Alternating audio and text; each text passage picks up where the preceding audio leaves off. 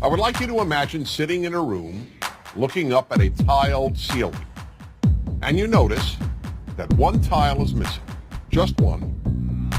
What would you concentrate your vision on? What would you look at the most? The answer, of course, is the missing tile. Now, that's fine for ceilings. In fact, it's actually good because we can replace a ceiling's missing tile and once again have a perfect ceiling. Ceilings, after all, can be perfect. But this doesn't apply to life. Most of what is missing in our lives, or what we think is missing, cannot be replaced. Unlike a ceiling, life can never be made perfect. For that reason, concentrating on the missing tiles in your life is a big problem. Let me give you the example that taught me this great lesson about what I call the missing tile syndrome. A bald man once said to me, "You know, Dennis, whenever I walk into a room with people, all I see is hair." When I heard this, I immediately realized that in this regard, this man sees the world completely differently from how I do. Because I have all my hair. When I walk into a room, I don't even notice hair. It's not a missing tile for me. But for this person, hair is what he sees. This applies in some way to everyone.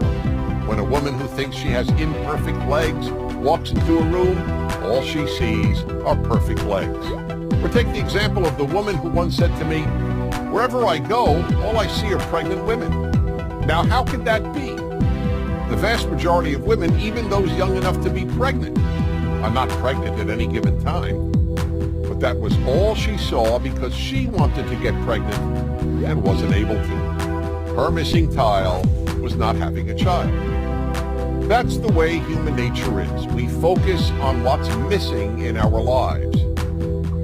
The missing tile syndrome is a very big obstacle to happiness, so big in fact that it makes happiness almost impossible. There will always be something missing in your life.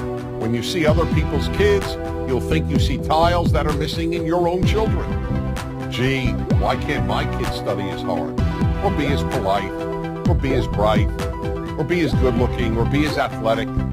The same holds true regarding our spouses, our work, our looks. The list is endless. I'll give one more example. When I was single and looking to find the right woman, I wanted to first identify the most important trait to look for in my future wife.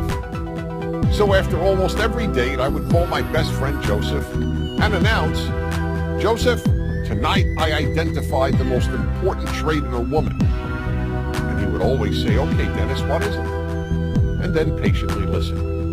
One night I would tell him that it was intelligence, another night that it was looks, another night personality, and on yet another night kindness. One night, as usual, I called him up after an evening out and said, "Joseph, I finally figured out what the most important trait in a woman is." But this time he didn't say, "Okay, Dennis, what is it?" Instead he said, "Don't tell me, I'll tell you."